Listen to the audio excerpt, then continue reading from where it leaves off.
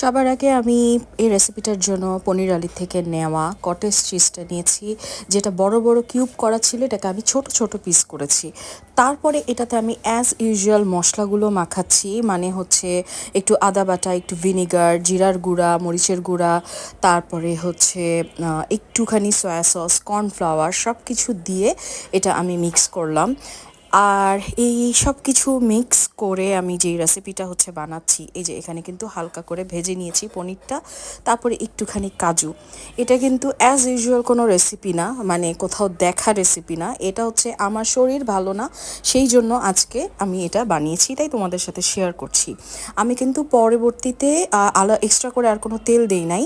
একটু বাটারেই হচ্ছে যে কাজুটা ভেজেছিলাম সেটার মধ্যে হচ্ছে আমি পানি দিয়েছি, একটু আদা রসুন বাটা দিয়েছি, টমেটো পিউরি বা সস যে কোনোটা হচ্ছে দিতে পারো। আর এটা বাটার দিতে হবে এমন কোনো কথা নেই, অলিভ অয়েল দিয়েও ভাজতে পারো। আমার কাবুলি ছোলা আগের থেকেই সিদ্ধ করা ছিল, আমি সেইটার সাথে চিজ এবং কাজু দুইটাকে মিক্স করে নিয়েছি। দ্যাট মিন্স হচ্ছে একটুখানি তেলে, হালকা তেলে হচ্ছে গিয়ে ওই পনিরটাকে হালকা ভেজে নিবা এবং তারপরে বাকি সব কিছু রেডি হয়ে যাবে। আর এই যে লাস্টে একটু সাদা তিল হচ্ছে দিয়েছি, এটা আমার খুব প্রিয়। এটাকে আমি আসলে কি নাম দিব, নির্জনের কটেজ চিজ রেসিপি, এরকম কিছু বলতে পারছি না। দেখতে কেমন হয়েছে জানি না, তোমাদের কাছে হয়তো দেখতে ভালো লাগবে না, কারণ লাইটিংয়ের জন্য এটার অ্যাকচুয়াল কালারটা বোঝা যাচ্ছে না, কিন্তু খেতে কিন্তু মজা হয়েছে। যদি চাও বাসায় ট্রাই করে দেখতে পারো, মজা লাগলে থ্যাঙ্কস মি লেটার, বাই।